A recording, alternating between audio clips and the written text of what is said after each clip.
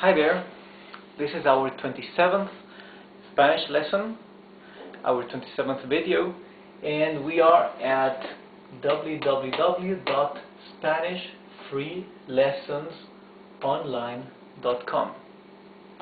In this lesson, we will learn the names of the colors in Spanish. I tried to write down all at least the most common and used colors. I think I didn't miss any one, at least of the most relevant colors and the basic colors. And as you know, colors are also adjectives. So we can use these as adjectives, as we can see in the examples I've written in blue to the right. So I have written the names of the colors in Spanish in black. Then to the right, in green color, I wrote the translation in English, and in blue color I have written an example of a sentence using that color. So if you remember our previous lesson, we said that all adjectives they convert to the plural or to the singular or to masculine or to feminine depending on the noun or the object that they are referring to. So if the adjective is referring to a noun that is masculine, a masculine word, then the adjective goes in the masculine, right? Same thing, if it's a feminine word in the plural, then the adjective will go in the plural and feminine. For example, las niñas buenas, the good girls, right? Girls is plural feminine, right? Niñas. So buenas is also plural feminine. It finishes with a, buena, and adds an s, buenas, for the plural. But we said last lesson that the adjectives that don't end in o or a, those adjectives do not convert to masculine or feminine. They simply transform to plural or singular, right? And we will see this here, because here we have several examples of colors which are adjectives too, that do not end in an O or an A, right? An example is azul or blue, verde, and well, here I said something. I was mistaken when I said something. Actually, the ones that convert, that transform to masculine and feminine, are the nouns that in their normal form they end in O, right? They can end in A, but only when they refer to feminine. But in their normal form, when they are just kind of neutral, they end in. Those are the ones that can change to masculine and feminine. So naranja means orange. It doesn't end in O, so it does not change to masculine and feminine. It's always naranja. Same as violeta. Marrón for brown, gris for gray, celeste for baby blue, and rosado, since it ends with an O, it does change to the feminine when it refers to a feminine noun. So we said, we can say, for example, the doll is pink. Doll in Spanish is muñeca. Muñeca ends with A, and thus is a feminine word. So, if you want to say the pink doll, you say la muñeca rosada, right? So instead of ending in an O, it ends in an A. So let's read all of the colors now. We have azul, blue, amarillo, yellow, verde, green, blanco, white, rojo, red, negro, black, naranja, orange, violeta, violet or purple, marrón, brown, gris, gray, celeste, baby blue, rosado, pink. Now I'll read it one more time in a normal speed. Azul, amarillo, verde, blanco, rojo, negro, naranja, violeta, marrón, gris, celeste, rosado. Okay? Since I don't have a different color pen for each of these colors, just to simplify it, I used black for all of them, okay? So try to learn these colors, and to the right I've written an example for each one of these. For example, el cielo es azul. The sky is blue. El sol es amarillo. That means the sun is yellow. El pasto es verde. The grass is green. La pizarra es blanca. The whiteboard is white. Now for red, rojo. La fresa es roja. That is, the strawberry is red. La oscuridad es negra. La oscuridad es negra means the darkness is black. The darkness is black. For orange, here I try to do something very simple just to help the memory. La naranja es naranja. That is, the orange is orange. For violet, violeta, la orquídea es violeta. La orquídea es violeta. The orchid is violet. I mean the flower, the orchid.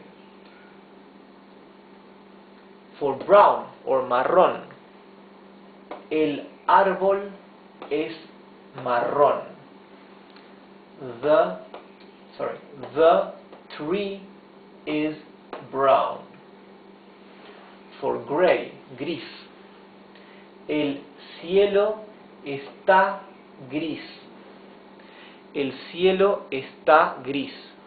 That means the sky is gray. But now look at this. This is we've seen it in one of our last lessons. We mentioned that the verb to be in English in Spanish translates into two verbs.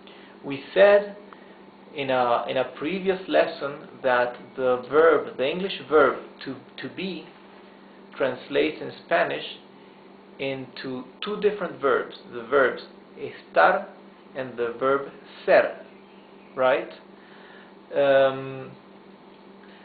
So we use the verb ser when we refer to a permanent situation, and the verb estar when we refer to a more transitory or impermanent situation. So if we say the sun is yellow, we use verb ser. El sol es amarillo. El pasto es verde. The grass is green. It's something permanent. It's a characteristic of the grass that it is green, right? El cielo es azul. Es is verb ser, right? That means the sky is blue. Because here we're saying the sky is blue as a typical characteristic of the sky. However, if I want to say that the sky is gray, I'm referring to a specific moment. Right now the sky is gray, right? That's why I say el cielo está gris, from verb estar, conjugated into the third person singular of the present tense, right? El cielo está gris. The sky is gray. For celeste or baby blue, el cielo está celeste. El cielo está celeste. That means the sky is baby blue, right? The sky is baby blue or light blue. And again, we are referring to a transitory state. That's why we are using está instead of es. And our last example with the color pink or rosado. Rosado. You can recognize the hard R, rosado. When the R is at the beginning of a word, it's the strong, the hard R, the rough R, okay? We will say, el amanecer es rosado. The dawn is pink. Actually, I could say also, está rosado, okay? I could say, está rosado.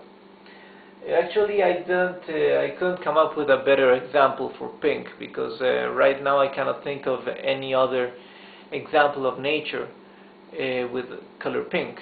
So this is kind of I made up with this example. El amanecer es rosado. Okay, so that is the dawn is pink. I was thinking of the sunset, but the sunset I usually associated more with orange, so I decided to use the dawn. So this is the end of our 27th, I think, Spanish lesson, and I hope I can see you next time in SpanishFreeLessonsOnline.com. Goodbye.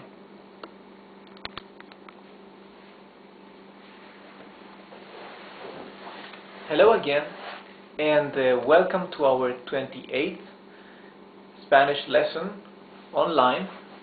We are at www.SpanishFreeLessonsOnline.com.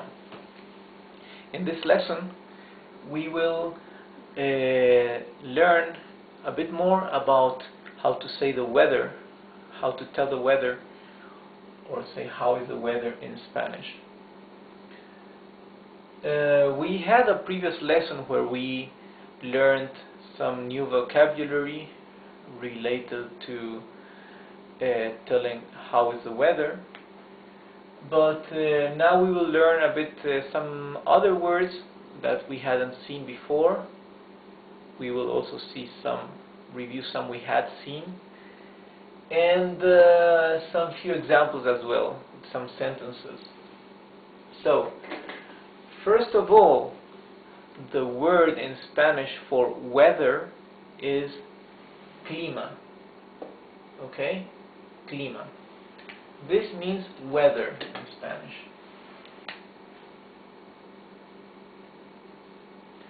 Clima. I will spell it C-L-I-M-A.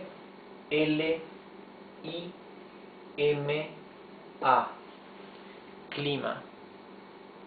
However, the word tiempo, that literally means time, the word tiempo is also used quite usually to refer to the weather. So it's very frequent that people will ask, ¿Cómo está el tiempo? How is the weather? ¿Cómo está el tiempo hoy? You can add hoy, and would be, how is the weather today? How is the weather today? As we've mentioned in some previous lessons, the verbs, the Spanish verbs estar and ser, these are two different verbs in Spanish, but they both translate into the English verb to be. But in Spanish, depending on the function and the use of the verb, you will either use one or the other. And when we are referring to a more permanent state, we use verb ser. When we refer to a more transitory state, right, we use the verb estar. That's why when I'm asking, how is the weather today, I know that there is not a permanent state of the weather, but the weather is changing in every moment, right? So I will use verb estar here. I will not say, ¿Cómo es el tiempo? No, I will ask, ¿Cómo está el tiempo? For how is the weather today? So we have here many different possibilities for how is the weather today. We can say it is sunny, está soleado. It is sunny, está soleado. And you will see that we are always using the verb estar, right? Because these are transitory states of the weather. We can say, está nublado. Creo que va a llover. This means, it is cloudy. I think that it will rain. In one of our last lessons, we've seen how to form the future tense using the verb ir and the word a, that means to, and an infinitive verb at the end. So this here we've seen before. It's one of the two forms in Spanish for the future tense. Está nublado. Creo que va a llover. It is cloudy.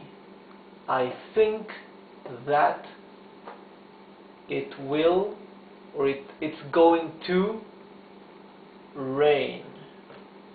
Literally, this means it is going to rain. Okay? So that's the future tense. El cielo está celeste y sin nubes. That means the sky is baby blue and without clouds. Nubes means clouds, plural, right? The singular would be without the S, right? So, nublado means cloudy. Nubes means clouds. And nube means the singular, cloud. Está nevando. Nevando means snowing. Está nevando. It is snowing. Snowing comes from nieve, that means snow. Okay? Nieve means snow. Nevando means snowing. Creo que pronto va a nevar. Now we can see nevar as a verb in infinitive.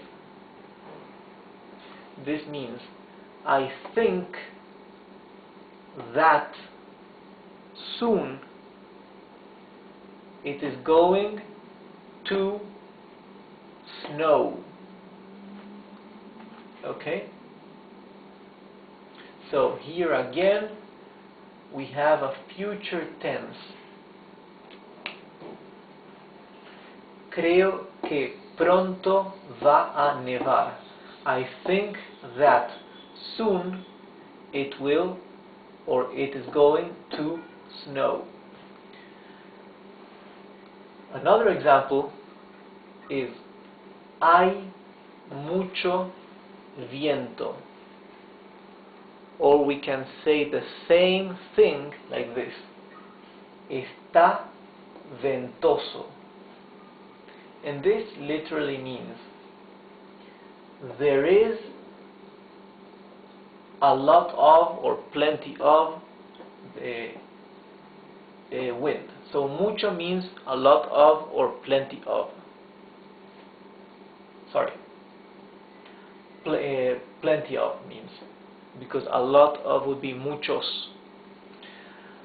That's the literal meaning of the word. So there is this is a conjugation of the verb haber. Haber means to yes, to be. It's also another of the possibilities of verb to be. Haber. Hay mucho viento, there is a lot of wind. And if we say está ventoso, it would mean it is windy, which means the same as saying there is a lot of wind. Only that in English you would just say it is windy, but in Spanish it's okay to say there is a lot of wind. So, hay mucho viento or está ventoso. Both ways are correct in Spanish. We can also say hay mucha humedad. This means there is a lot of humidity. And we can also say it like this. It is very humid. Right? This is humidity. This is humid. This is the noun. This is the adjective. Okay? So, while in English the correct way would be to say it is very humid, está muy húmedo. In Spanish, however, it is also correct to say hay mucha humedad. There is a lot of humidity. We can also say el clima está muy seco. El clima está muy seco. This means the weather is very dry. The weather is very dry. El clima está muy seco. This example says, pronto va a haber tormenta. Pronto va a haber tormenta. You see that here you have 3 A sounds. So you just kind of, it's like a long A, or you don't have to really necessarily to separate a. You can just say va a haber tormenta, you see? Just like one longer A that unites the whole sentence. Pronto va a haber tormenta. Soon there is going to be how you say it? It's a storm. This is a storm. Tormenta means storm.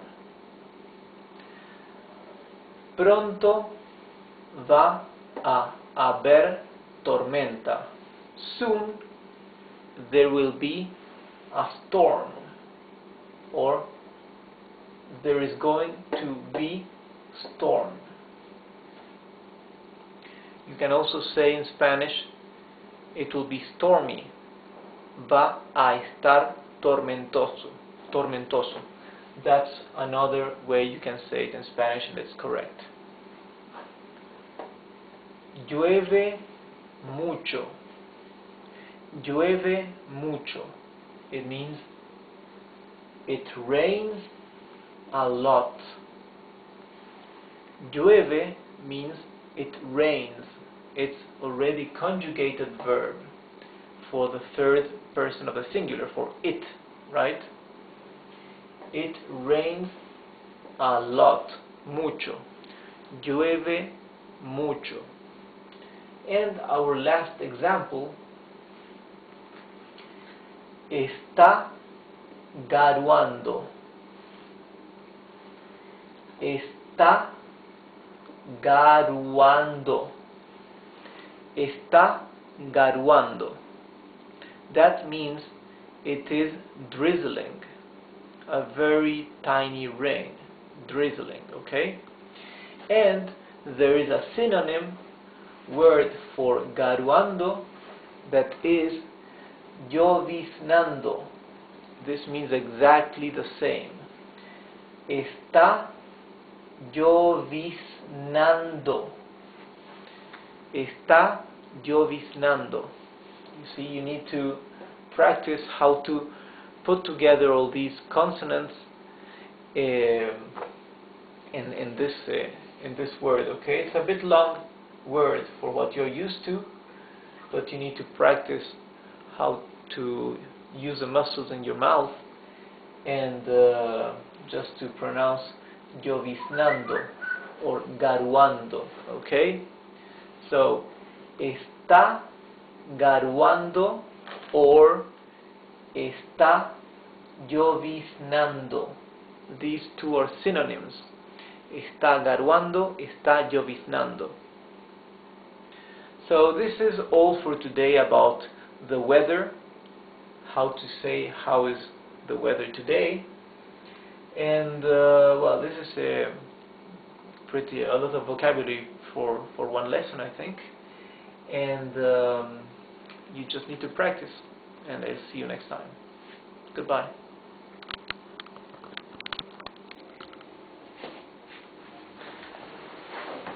Hi guys, this is our 29th Spanish lesson. We are on our 29th video and we are at www.spanishfreelessonsonline.com. Today, this lesson, we will learn, we will put into practice what we've seen in one of our last lessons. These, this, that, and we will learn how to say for you, for her, for us in Spanish, okay? So here you can see that I have underlined a couple of words, a part of the sentence in red, and this that I have underlined in red is means for and the person, right? For me, for you, for him or for her. And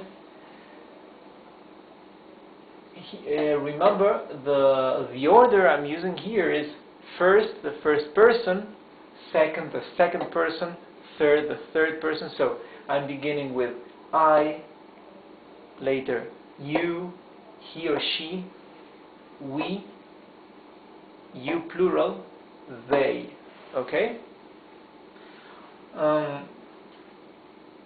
Para, this, P-A-R-A, that word means for, right? And M-E is me, for me, okay? So let me explain to you, let me tell you these new words that perhaps you cannot recognize yet. Presente, it means the present of the present tense, and it also means present as a gift, okay? A present to somebody, a gift to somebody. Presente, presente, presente. That's a gift or a present. Regalo, regalo. That is the same thing as present. It's a synonym. It's also a gift, a present, okay? Camiseta, camiseta. That is a t-shirt. Camiseta is t-shirt. This. Boletos, boletos. Boletos is a plural word. You can see that because it finishes in an S. And you can also see that it is a plural word, that it is a masculine noun because it ends in an O, right? I'm saying that it ends in O because the S actually is just because the word is in plural, right? But the word itself, the noun, is just boleto. This means ticket. So, if you want to refer to a bus ticket or to a entrance to go somewhere or a fine ticket, this is boleto. The plural being boletos. Gafas, gafas. Gafas are glasses. G-A-F-A-S,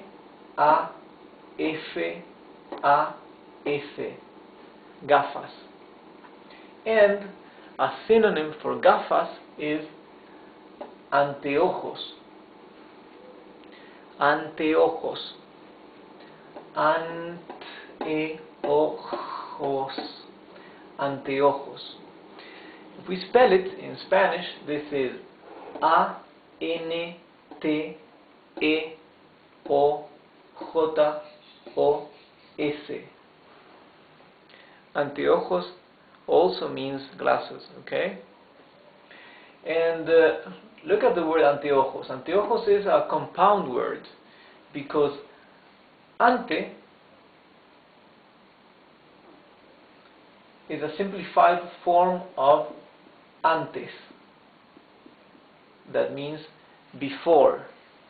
And ojos means eyes. The eyes, okay? Look, very easy word because it actually looks like two eyes, yeah? Ojo, o, jota, o,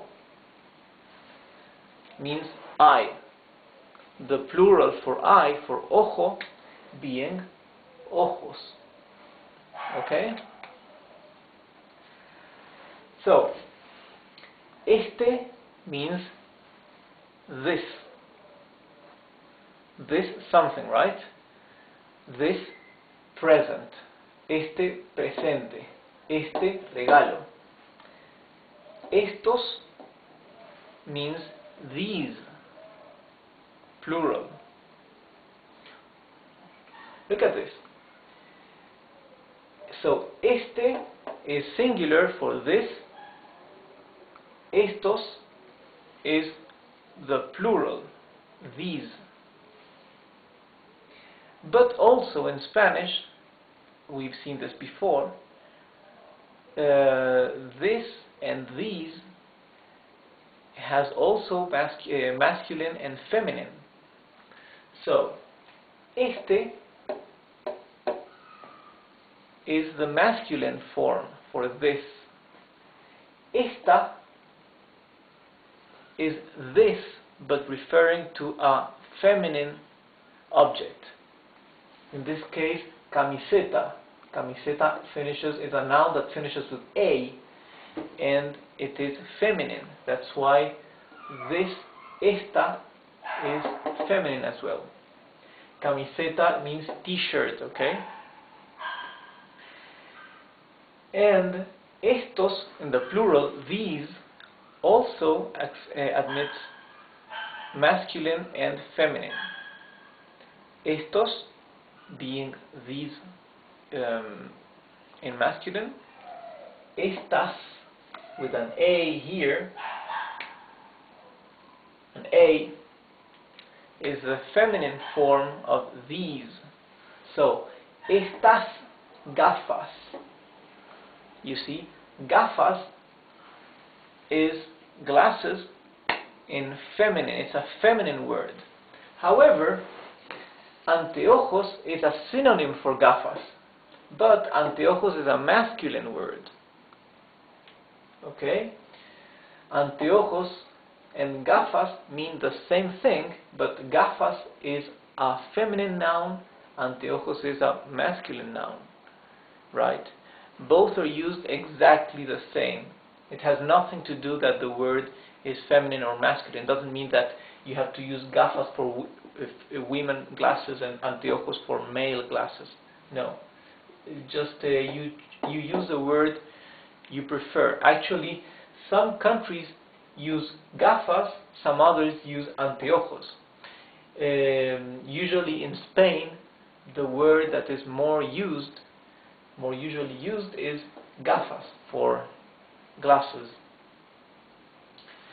So let's read the whole sentence. Este presente es para mí. Este presente es para mí. This means this present is for me. This present is for me. Este regalo es para ti. Este regalo es para ti. This means this present is for you. Esta camiseta es para él.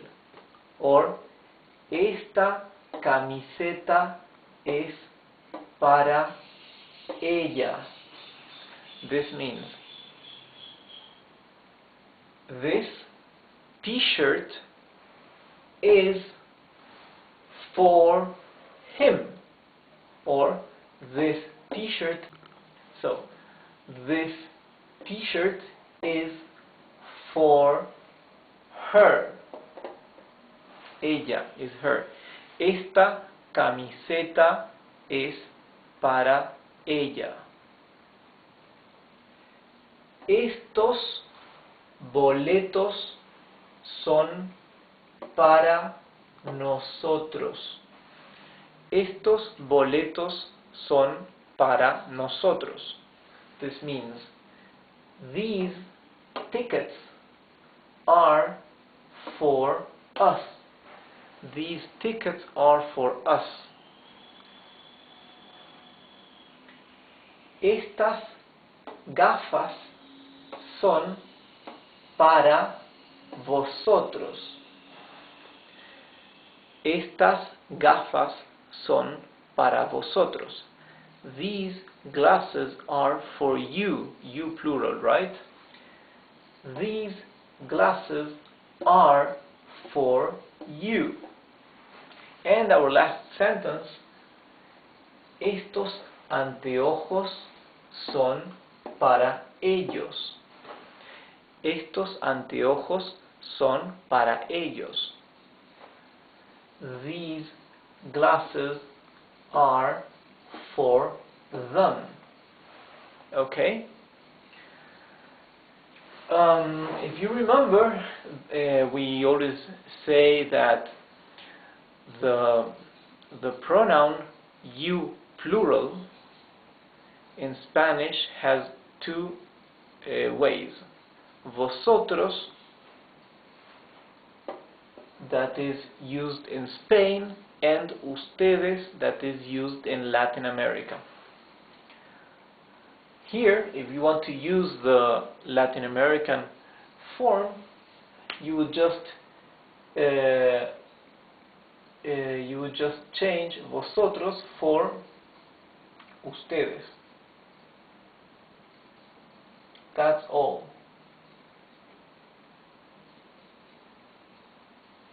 Okay?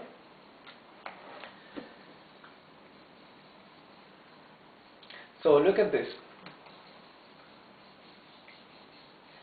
You see that in English, for the first person, I, you would say for me, right? So the word changes. For the person, for the pronoun we, you would say for us, right? You don't say for we, you say for us. The word also changes. However, in Spanish, look at this. For the person yo, right, that means I, this one changes because it changes to me. For the pronoun tú, that means you, it changes to ti, right, ti. However, for the third person of the singular, for he or for she, it remains the same. So this literally means for he or for she, you see? For he or for she. It doesn't change as in English, for him, for her. You see, this remains the same. Same thing for the other three persons in the plural.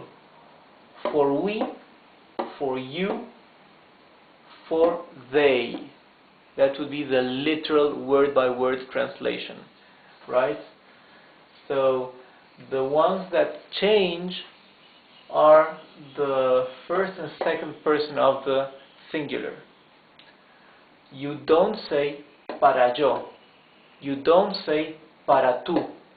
You say para mí and para ti. For me, for you. Okay? So this is the end of our 29th lesson, and we'll see something similar in our next lesson. So I'll see you soon. Bye.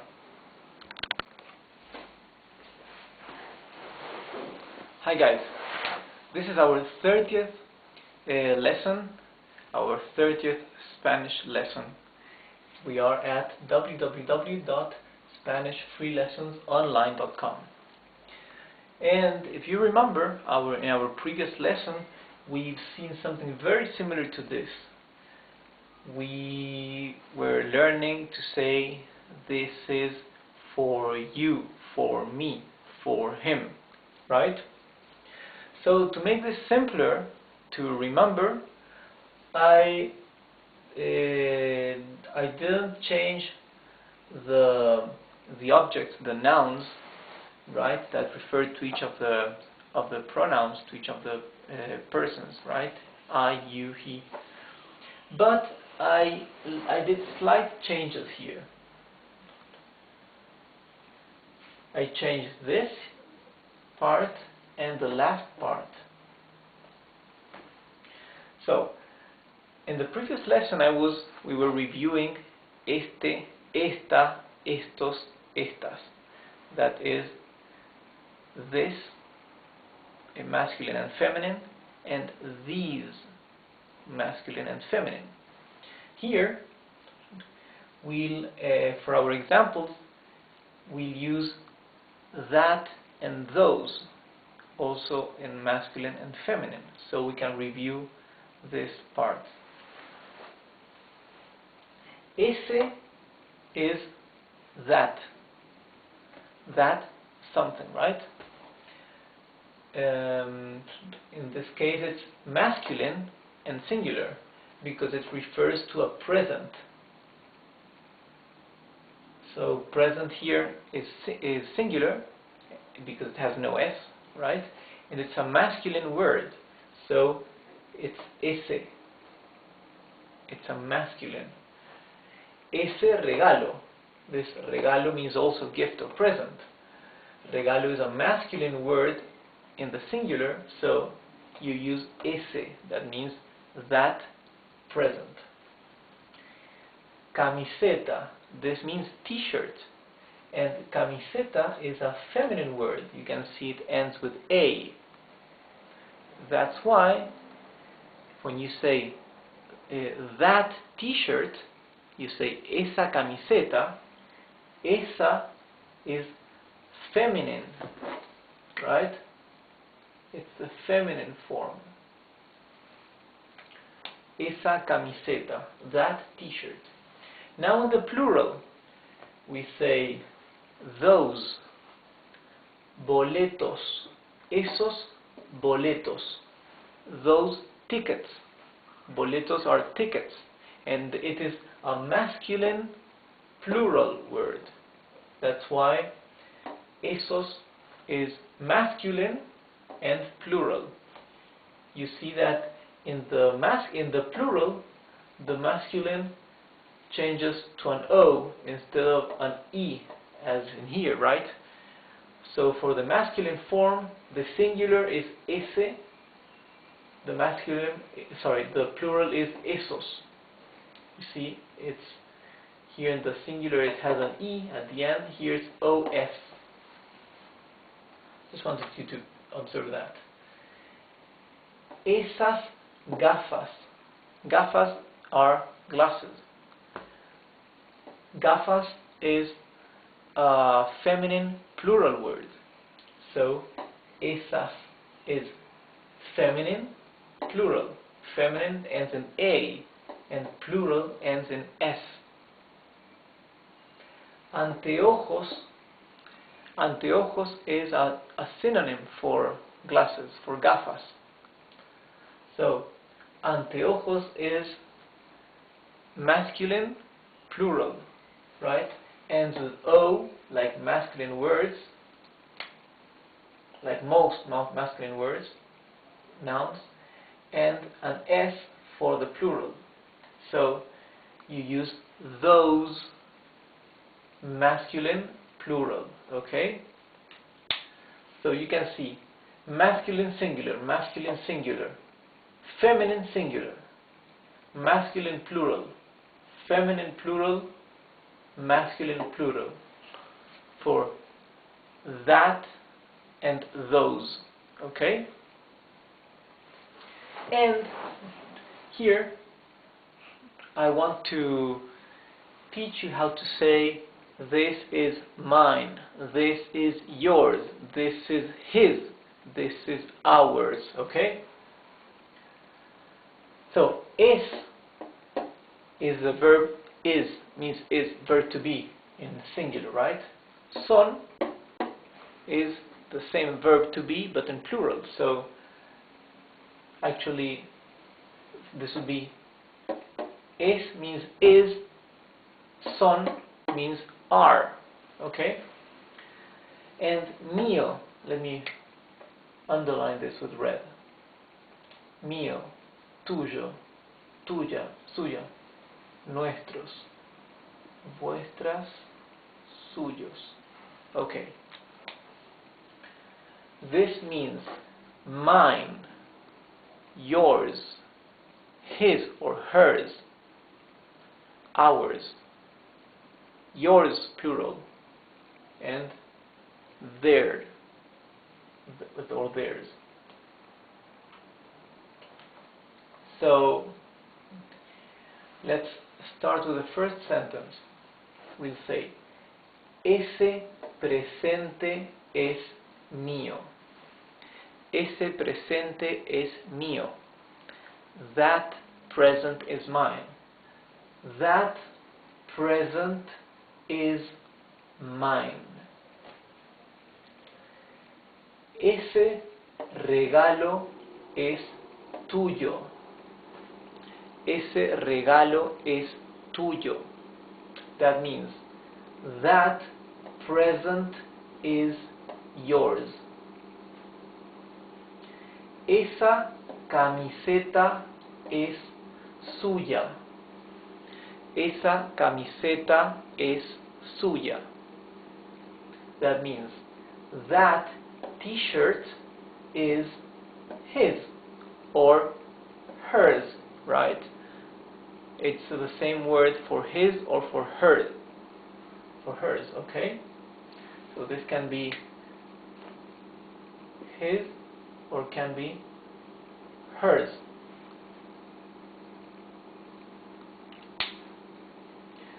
Esos boletos son nuestros. Those tickets are ours. Esos boletos son nuestros. Those tickets are ours. Esas gafas son vuestras. Esas gafas son vuestras.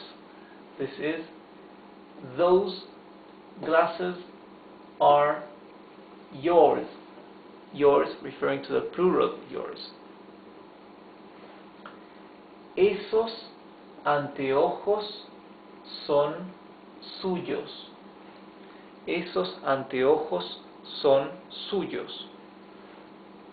Those glasses are theirs. Okay? So here we have all the 6 pronouns. I, you, he or she, we, you, they. Right? Now look at this.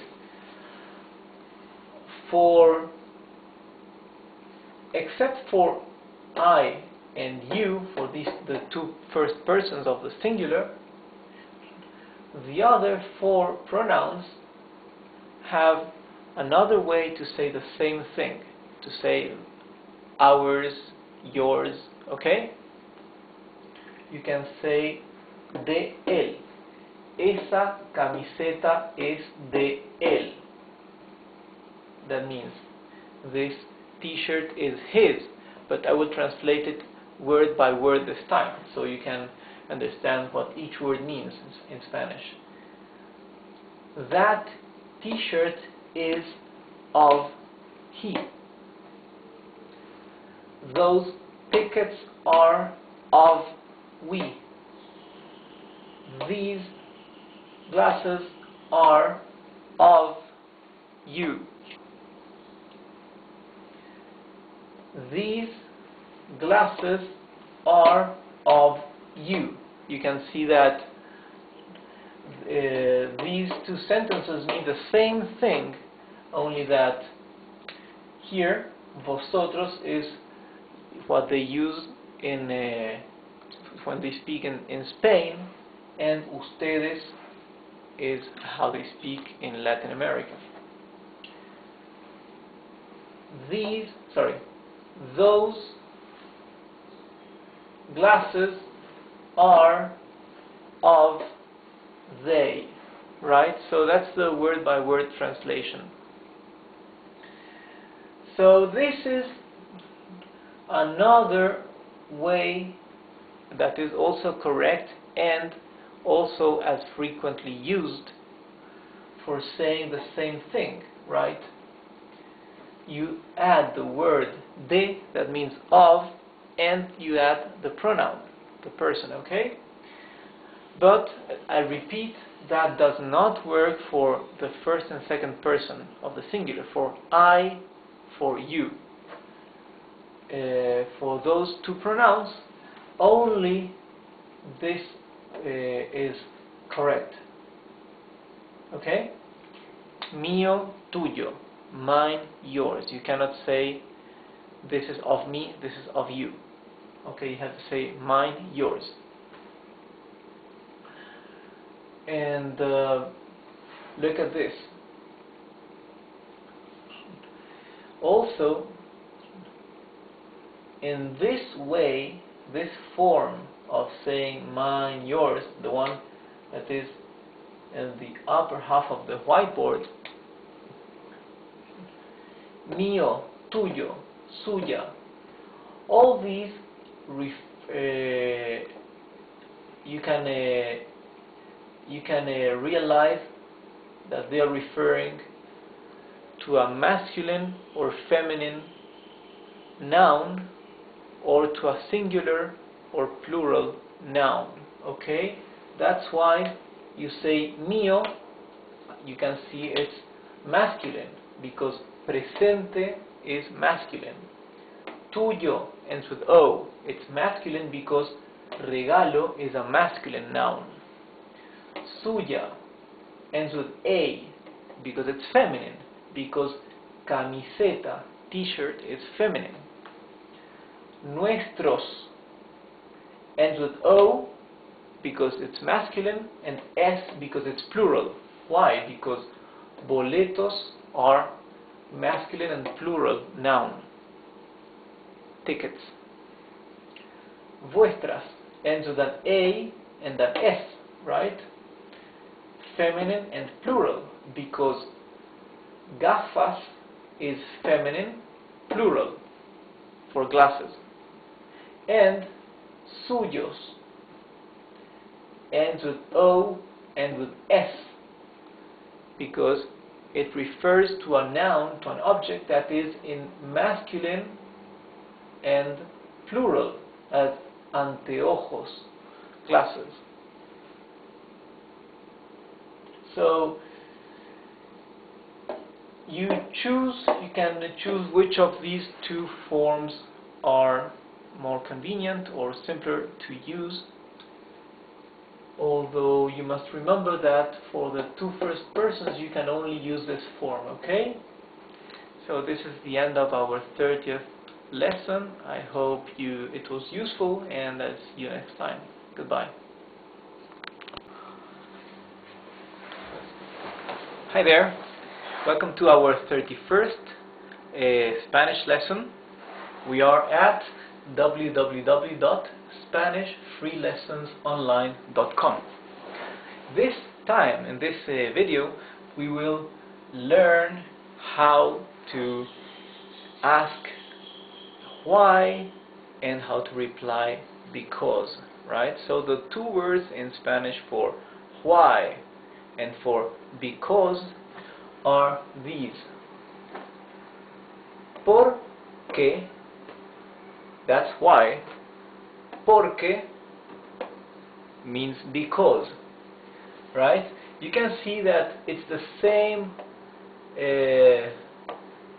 set of letters, but when you make the question why, it's you have two words, porque, and the que has a tilde. When you reply, it's just one word, it's porque, and then you have the rest, the answer, okay? Literally, word by word, this means for what, or for or because would be, and que would be what. That would be for what or because of what. This would be the same set of words, but all together, okay? So, when you ask why, remember that the word why, porque, is two words, and the word que has a tilde here. And the answer is just the porque, one single word without the tilde. So, let's now see the new words that we'll be using in these examples. Let's start by corres. Corres comes from the verb correr. That means to run. To run, okay? So corres, if you remember when we learned how to conjugate in the present tense the group of verbs that end in er, so in letter er, you'll see that the corres is a conjugation in present tense for the second person of the singular. That means for you. So this would be like saying, why are you running? Why do you run? Porque corres, and since the verb already implies the person, right? You don't need to use the pronoun, right? You don't have to say porque corres tú, because tú is already implied here in the conjugation of the verb. Porque means because. Estoy, we've seen that when we learned how to conjugate verb estar. Estoy is I am. Apurado. What is apurado? Apurado means in a hurry.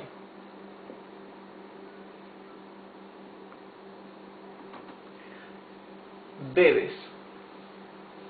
Bebes comes from, again, it's for the second person of the singular, as corres.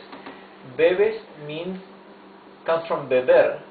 Beber is to drink. Drink, okay? Agua means water. And tanta is so much. So much. So tanta is in feminine because it's referring to agua, water, which is a feminine word. That's why tanta ends with a for a feminine, and singular also, right? Because water is a singular word. You don't say waters, you say the water. Why are you drinking so much water? Okay. Tengo is, we've seen it when we learned the verb tener, because it means to have. Mucha means plenty or a lot, okay? Sed. Sed means thirst. Thirst. Comes comes from the verb comer, which means to eat. To eat. Again, it's conjugated for you, for the second person of the singular. Okay, that's why it finishes with an es, being a verb from the group of verbs that end in er. Hambre. Hambre means hunger.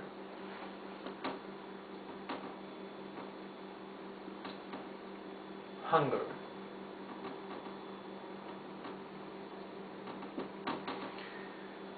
Lloras. Lloras comes from the verb llorar, which is to cry. To cry. Llorar. Llorar, we've seen it when we learned how to conjugate the regular verbs that end in AR, in ar. That this is the conjugation for you, for the second person of the singular, right? Porque estoy triste. Triste means sad. Okay? Sad, from sadness. ¿Por qué te vas? Here, if you remember when we learned how to conjugate the verb ir, the verb to go, ir. Ir is to go. We already learned how to conjugate that for the present tense. And vas is the conjugation of ir, which is an irregular verb, right? And it is for the second person of the singular, for you. For example, tú vas means you go. Okay? However, when this verb becomes a reflexive verb, for example, you, instead of being to go, it is to go yourself or to go oneself. Like here, the verb irse. You see, the ending se here implies that it's reflexive, right? When it's a reflexive verb, it means to leave. So if I say yo voy, I'm saying I go. If I say yo me voy, that literally means I go myself. Then that what actually means is I leave, right? So irse, this is the infinitive, right, means to leave. Ir, just transitive, right, is to go. So here, since it has the te means yourself, right? As me would be myself, te would be yourself, right? This word by word would be, this would say, why you go yourself, why you're going yourself. But this actually means, why are you leaving? Okay? Te vas comes from irse. Okay, the answer, debo here. Debo comes from the verb deber.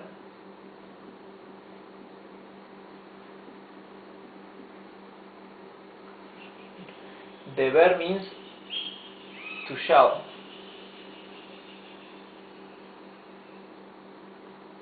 Right? Because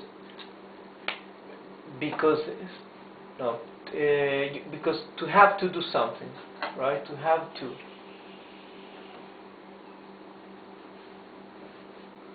So deber means to have to.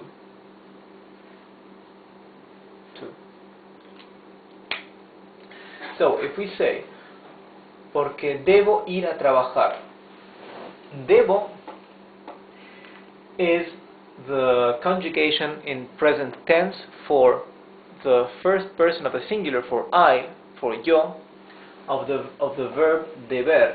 Deber means to have to do something, okay? And trabajar is the verb that means to work. And ir is a verb that means to go. We've just seen that, okay? So here, this would be because I have to, right? The I, the subject, is implied in the conjugation of the verb, right? I have to go, ir means to go, infinitive verb, to work, okay? So now that we have all this vocabulary explained, let's read again each one of these examples. The first one is ¿Por qué corres? Why do you run? But actually in English you would say, why are you running? In Spanish, for the same meaning, you can say, why do you run, or why are you running? Right? It doesn't sound as awkward as in English if you say, why do you run? If you want to imply, why are you running? Okay? So, ¿por qué corres? Why you run? Porque estoy apurado, or porque estoy apurada. Here, if you use apurado, means that you are a man, okay? If you use apurada with the ending in a, means that you are a woman, right? Or if you want to refer to us, right, to the plural, we, you would say apurados or apuradas in the plural, right? So apurado means in a hurry. Porque means because. Estoy, I am apurado. Do you remember the difference we explained between the verbs estar and the verb ser? Both verbs in Spanish mean to be, but estar means refers to a state, to something that is more transitory, right? For example, this is transitory, to be in a hurry. Now I'm in a hurry, but later I may not be in a hurry anymore, right? But if I want to say I am Rodrigo, right? My name. I use ser. Yo soy Rodrigo, because my name is not something transitory, it's something quite permanent, okay? Next question. ¿Por qué bebes tanta agua? ¿Por qué bebes tanta agua? Why you drink so much water? Porque tengo mucha sed. Porque tengo mucha sed. Because I have plenty of thirst. In Spanish, you usually say because I have thirst. You can also say because I'm thirsty, porque estoy sediento, right? That's also correct, but it's not as usual as saying porque tengo mucha sed, or just porque tengo sed. That means because I have thirst, right? ¿Por qué comes tanto? ¿Por qué comes tanto? Why you eat so much? Porque tengo mucha hambre. This means because I have plenty of hunger. Porque tengo mucha hambre. Because I have plenty of hunger. Again, as the example with sed. In Spanish, you usually say I have hunger. Tengo hambre. You can also say I am hungry.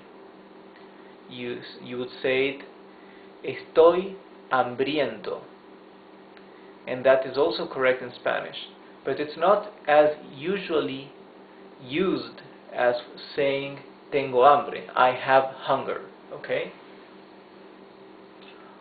¿Por qué lloras?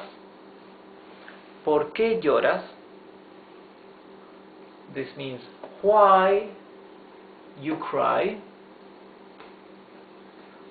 Porque estoy triste.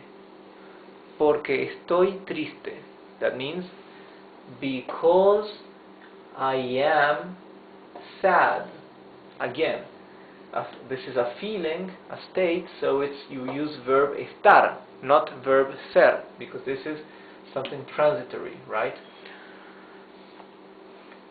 ¿Por qué te vas? ¿Por qué te vas? This is why are you leaving? Why do you leave, or why are you leaving?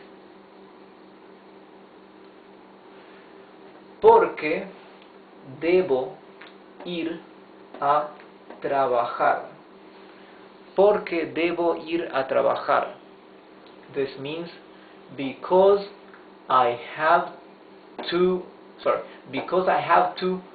go to work. Okay? So this is the structure you will use whenever you want to ask why and whenever you want to answer because something. Okay? First you start the sentence with por qué if you want to make the question, and then you would answer saying porque and the rest of the sentence. Okay? So this is the end of our 31st lesson, and I'll see you next class. Goodbye.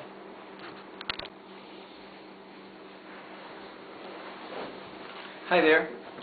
This is our 32nd lesson, our 32nd Spanish lesson. We are at www.SpanishFreeLessonsOnline.com. Today we will learn how to say in Spanish many and plenty of. Okay? So that's countable things and uncountable. In Spanish, both words are very similar. The only difference is that the word you use for many, so for countable, ends with an S, as you do in plurals, okay? Because it's countable. The uncountables, right? Since you cannot count them, you don't use a plural ending, right? So you don't put an S at the end of the word. So look, mucho or mucha means plenty of. That is for uncountables. You can see that mucho is for masculine, mucha ending with A is for feminine, but you don't have an ending in S, right? No plural, because they are uncountables. Now for countables, you use muchos for the masculine or muchas ending with AS for the feminine, right? This means many. So muchos or muchas means many, either for masculine or for feminine objects. And mucho or mucha means plenty of something, right? That something can be masculine or feminine, right? And that's why you would use mucho for masculine or mucha for feminine. So let's start with the examples of uncountables.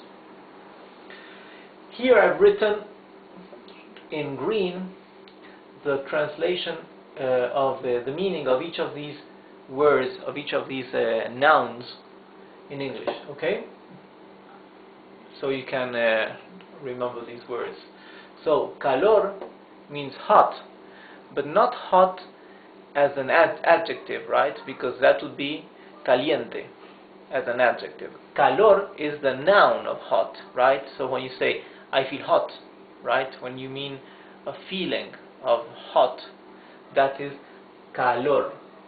Okay? Agua means water. Frío, cold. Fuego, fire.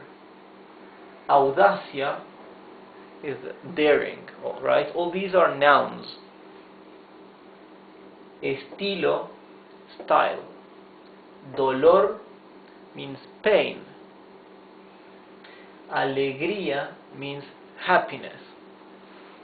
Now let's check the nouns for the countables, okay? Niños is boys. Niñas is girls, okay? Both are plural, but this one is with O is boys, this one with A is girls. Juegos, games. Risas means laughs, plural of laugh. I don't know if I think it's not correct in English, but in Spanish you use laughs, okay? It's a noun, countable. Autos, cars. Personas, persons. Días, days. And cosas are things. So if you want to say una cosa means one thing. The plural things are cosas, okay? Cosas. So for uncountables, plenty of something.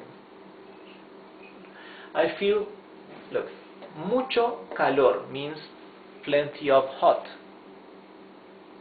In Spanish, when you say hot, it's an uncountable, because hot in Spanish, when you say calor, it's a noun.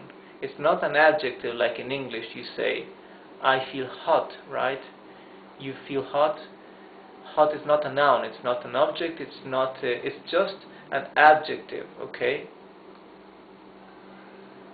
So that's why this is difficult to translate. But think of the word hot, calor. Think of it as if it were an object, right? And then you say mucho calor. It's an uncountable. That means a lot of hotness, right? Would be hotness, although the word doesn't exist in English. Mucha agua. That means plenty of water. Plenty of water. Mucha, you see, ends with A because agua is a feminine word. Mucho frío. Plenty of coldness. Again, when you want to say I feel cold in Spanish, you say I have plenty of coldness. Okay? Same example as with the hot. You would say I have plenty of hotness, or I have hotness. That's how you would say in Spanish. Tengo calor, or tengo frío. That means I have coldness. Or tengo mucho frío, I have plenty of coldness, right? I feel very cold, okay?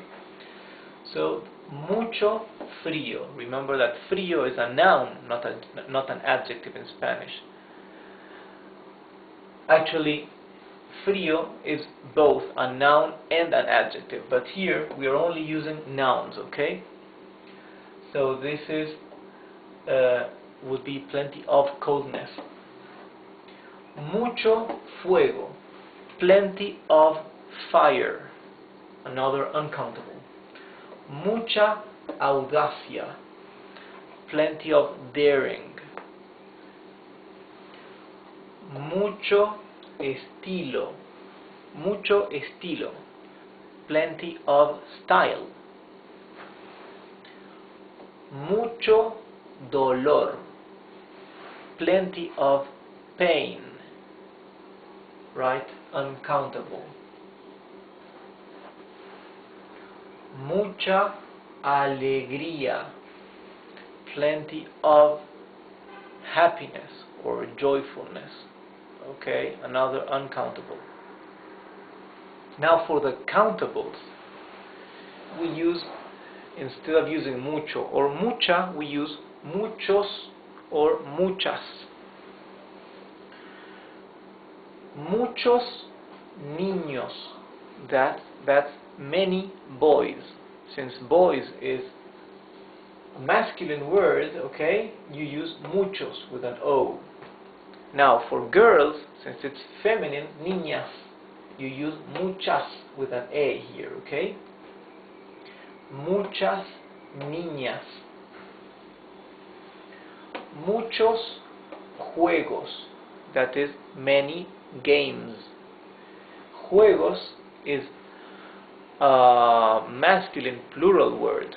That's why it's muchos masculine, okay? Ending in OS. Muchas risas. Risas are laughs or laughters. I don't think that word exists in English, but in Spanish, okay, this would be countable, okay? Muchas risas.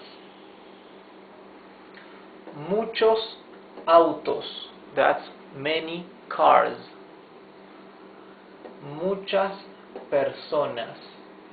Muchas personas, that is many persons. Muchos días, many days. Okay, days are countables, so you say many days. Muchos días. This is, you see, this is an irregularity because día ends in an A, right? However, it is a masculine word.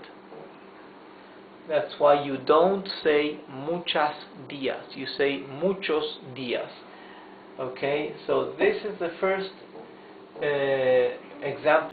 So this is the first example we have seen since we started our lessons of a noun that ends in A and nevertheless is a masculine word, okay?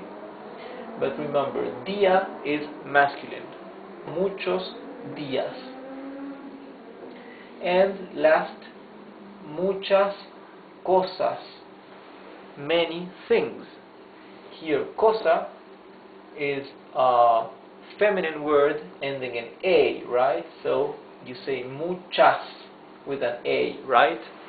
Muchas cosas. So this is the end of our 30-second lesson. So try to remember the difference between countables and uncountables, right?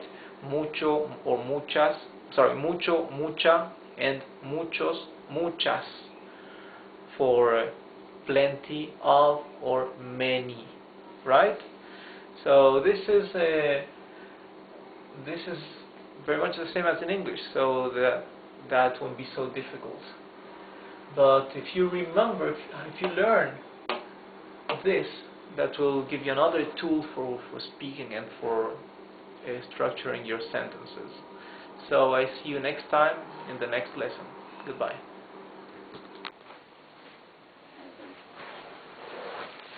Hi there, I'm back, and this is our 33rd Spanish lesson at www.SpanishFreeLessonsOnline.com. Today we will learn some Spanish prepositions, right? And we will see the meaning. We will see how to pronounce them in Spanish, how to pronounce them the right way.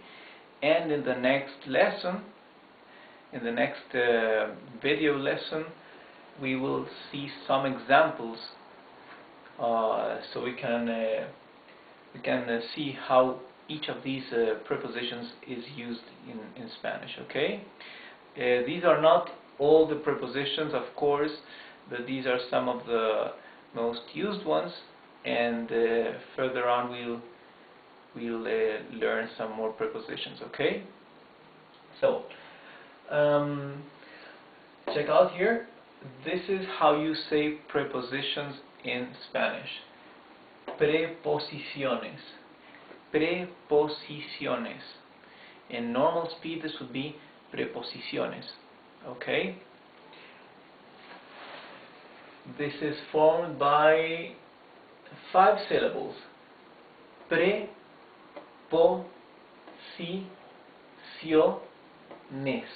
Okay, the 5 syllables are preposiciones. preposiciones, okay? Prepositions. Let's spell it. So we do a short review of spelling in Spanish. P R E P O S I C I O N E S. Okay? And actually the singular for preposiciones, so the word preposition in singular, is preposición.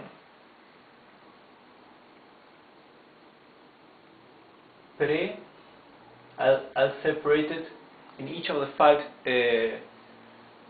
four syllables, because the singular is has four syllables. Okay, preposición.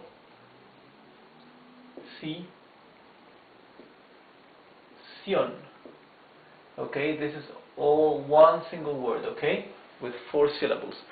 Preposición. Right? And since this noun doesn't finish with an O or with an A, although it is a feminine word, right? Preposición is la preposición. It is a feminine noun. Since it doesn't finish with an O or with an A at the end, that's why you add, in this case, two letters, a letter E and a letter S, to form the plural. Preposiciones. Okay. Let's start with our first preposition. This is arriba. Arriba means up. Up. And as you can see, we have a double R there. Double R is the rough sound of the R. R, okay? That you have to practice. It is arriba. This is abajo, means down.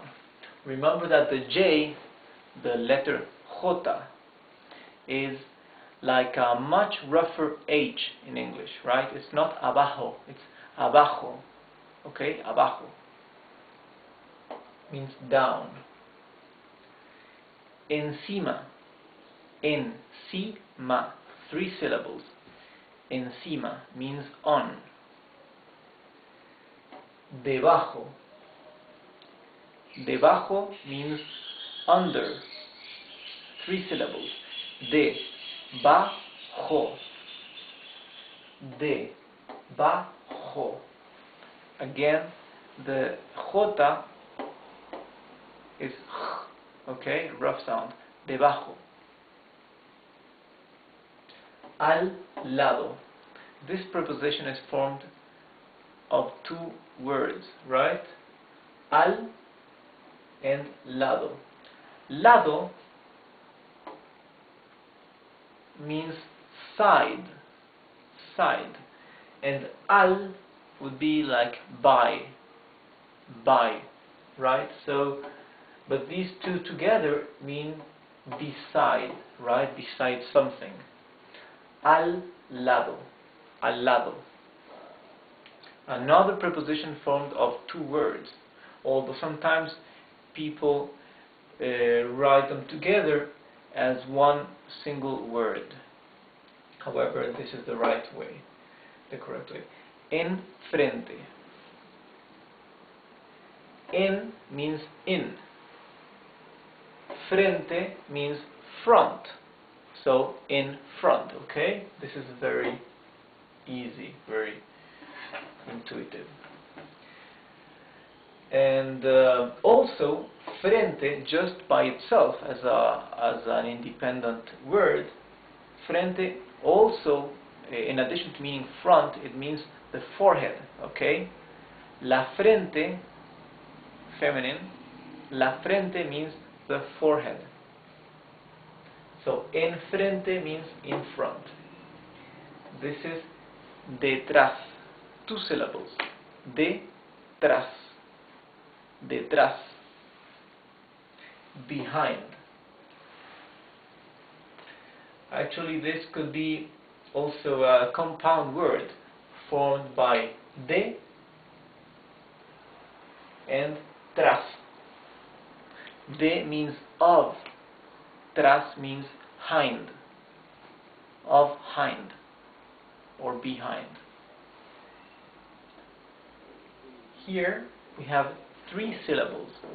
Adentro. Adentro means inside. Adentro. Adentro. En medio or en el medio. En medio or en el medio. In middle or in the middle. Okay? Afuera. Afuera. 3 syllables. Afuera means outside. Dentro de means inside of. 2 words, okay? Dentro de, inside of, right? And the last one for today, fuera de, or outside of. Fuera de. Fuera has 2 syllables. Fuera. Fuera. Fuera de. See that, check out that here it has 1 single R, so it is a smoother sound of the R. It's r, okay? Fuera. If it were double R, it would be fuera. Fuera. But it's fuera. 1 single R. Outside of. Also, if you can use fuera as just as a short sentence, as a command. Fuera means out of here, get out. Means fuera, strong command, very imperative. Also, if you want to say, use the command, imperative command, come inside, you would say adentro. Adentro, right? Like, come inside now, very imperative. Okay? So this is all for today's lesson, and next lesson we will see some examples on, so we see how some sentences on how we use these new prepositions that we have learned. Okay? So come here. Hello, this is our 34th lesson, our 34th Spanish video, and now we will see some examples using the Spanish prepositions we learned in our previous lesson, right? In the 33rd lesson we learned these prepositions. Now we'll use them to form a sentence, okay? I just left the meaning, the English meaning there to make it just to make it simpler for you to remember what each of these prepositions mean. So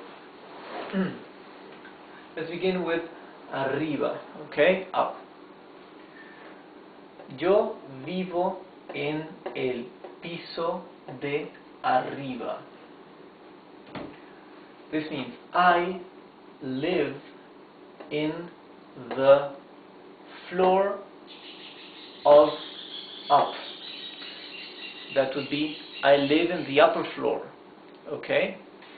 And as we always say, since the Spanish verbs are conjugated and already imply the pronoun, the person, right? If I listen to vivo, I already know that it refers to yo, to I, right?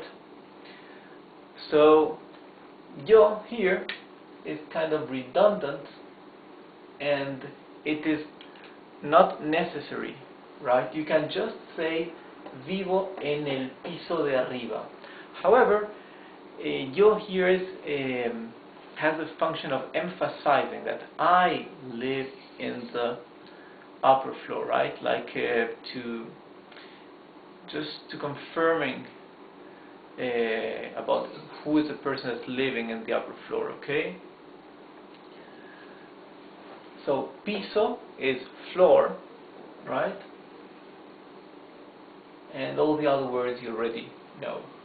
Vivo means to live.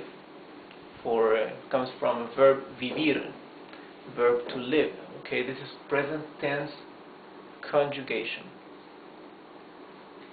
Ella vive en el piso de abajo. Ella vive en el piso de abajo. This means she lives in the floor of down.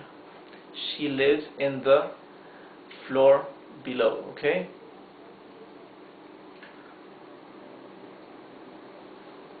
Also, vive, it comes from vivir, right? It's also present tense of verb vivir, to live, but here it's conjugated for the third person of the singular, while here it's conjugated for the first person of the singular, for I, yo, okay?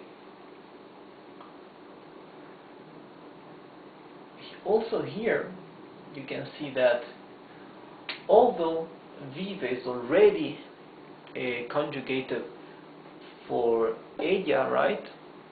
However, if you don't include ella at the beginning of the sentence, it sounds awkward if you just say vive en el piso de abajo. That would be alright if you were already speaking about her, right?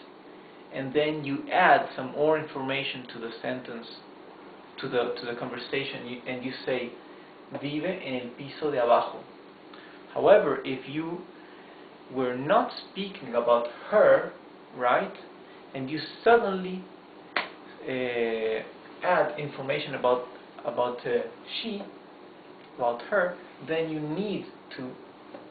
have to use ella at the beginning, okay? She lives in the lower floor, in the floor below.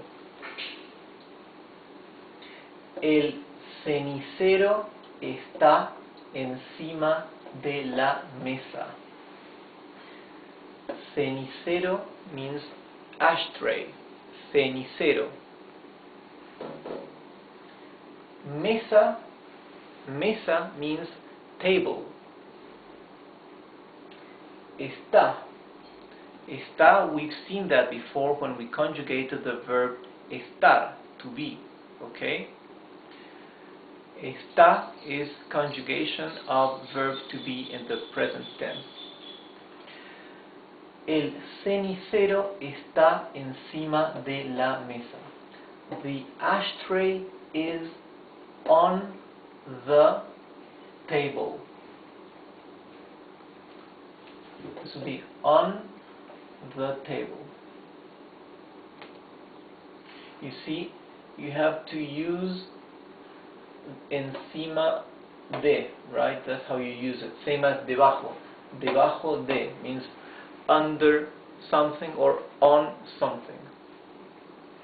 And this is the table. Los zapatos están debajo de la cama. This means the shoes are under the bed. Okay? The shoes are under the bed. Los zapatos están debajo de la cama. Los vasos están al lado de los platos.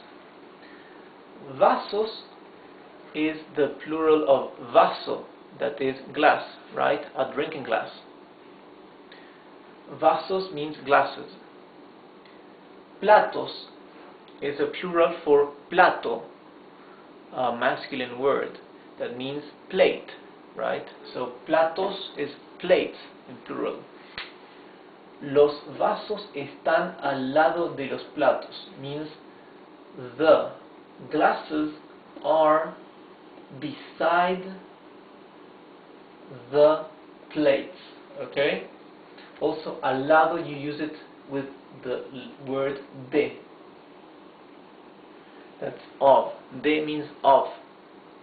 So this literally word by word would mean the glasses are, okay, beside of the plates, okay, and this would be under of the bed, on of the bed, right? That's the Spanish structure for the usage of these prepositions. Él vive en frente. Él vive en frente. This means he lives in front, right? Like implying or suggesting he lives in the house in front. Las copas están detrás de los vasos. Copas means cups, drinking cups, right? Like wine cups. Wine glass. A wine glass or a champagne glass. Okay. Not cup, because cup would be taza in Spanish. So this would be like a wine glass or champagne glass or one of that kind of glass. Vasos means glasses, you know, for drinking water. Las copas están detrás de los vasos.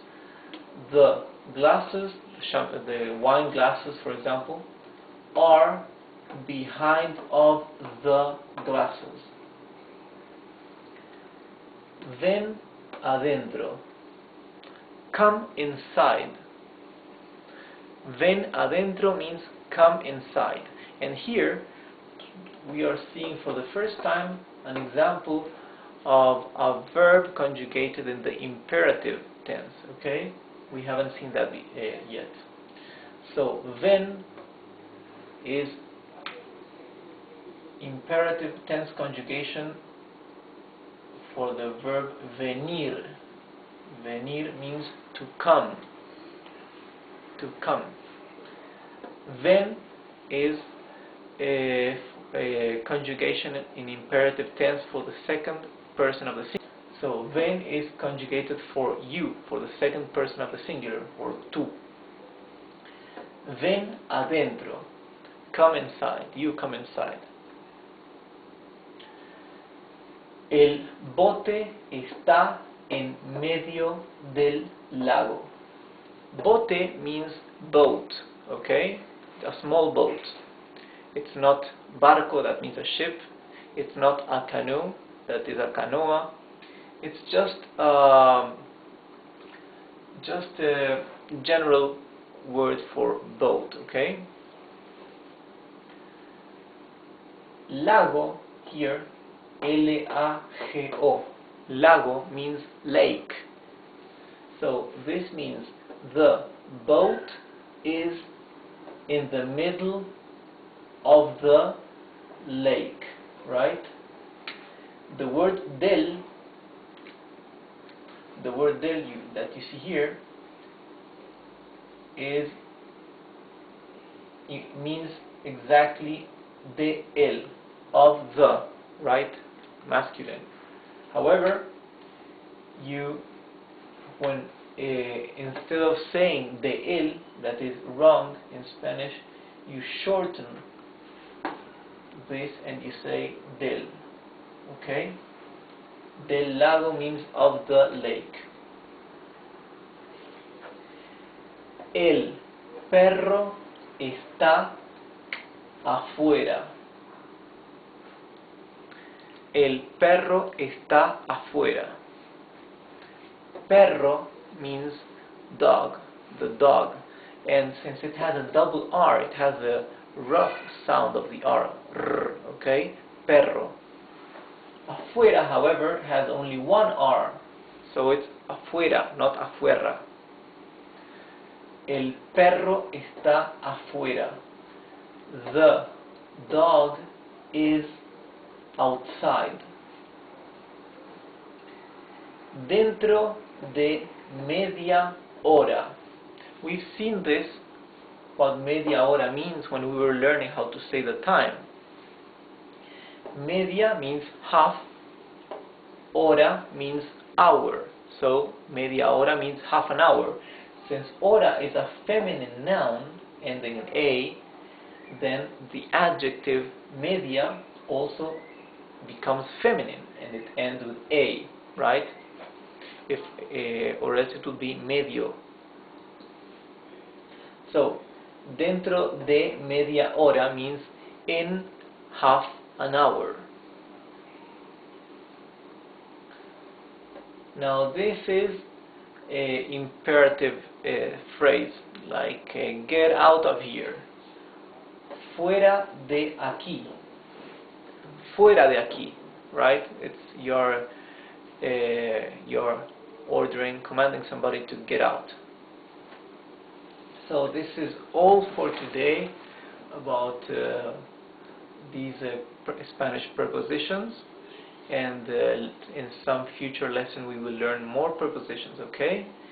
So just study these new words, the vocabulary, and how to use these prepositions, how to structure the sentences, okay? So I'll see you next time. Goodbye.